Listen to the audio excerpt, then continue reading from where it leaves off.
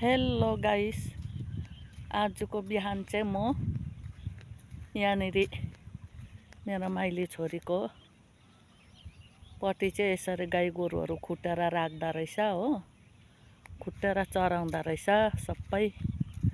अनि चाहिँ म चाहिँ यहाँ खोला जाँदैछु, खोला हेर्नुको लागि। सुधा र लल्ला चाहिँ गइसकेको छ। म अब तपाईलाई खोलामा देखाउने छु। अनि तपाईहरुले चाहिँ हेरेर भन्नुहोस् होला कमेन्टमा। यहाँ चाहिँ बाँसघारी यस्तो छ। यो सुँगुर चाहिँ म भन्दा अगाडि आइपुगेछ ओ खोलामा।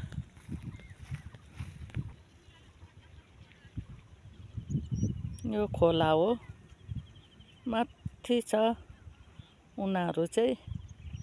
तर म चाहिँ यहाँ बगान जानु पर्यो। हाम्रो ज्वाइँको छोरी ज्वाइँको बगानमा चाहिँ पानी छिटाउँदै रहेछ कि, त्यो देखाउँछु।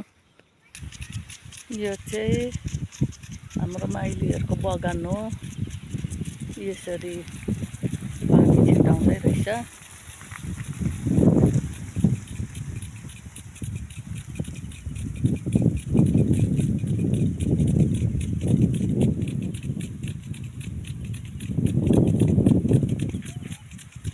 काँचहरू काटेर पुरा उयो गरेको थियो। त्यो चाहिँ मैले देखाइनँ हिजो। पर घरको बगानको पनि यहाँको बगानको पनि देखाइनँ।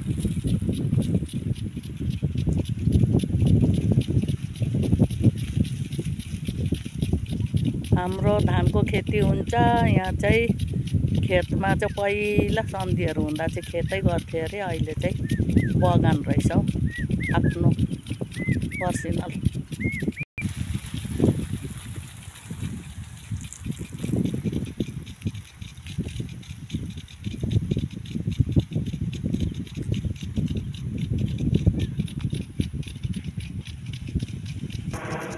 यहाँ चाहिँ हावाजात चाहिँ साह्रै उठ्छ है।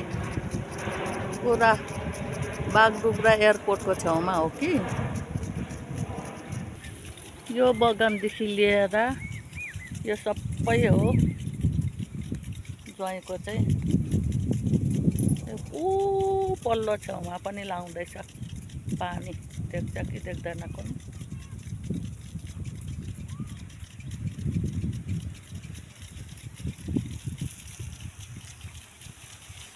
यही बगानमा पानी छिटेकै देखाउन आएको म।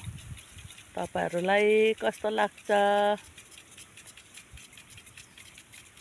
हेरेर चाहिँ तपाईहरुले कमेन्टमा भन्नुहोस् होला। अनि लाइक सेयरहरू पनि गरिदिनुहोस् होला।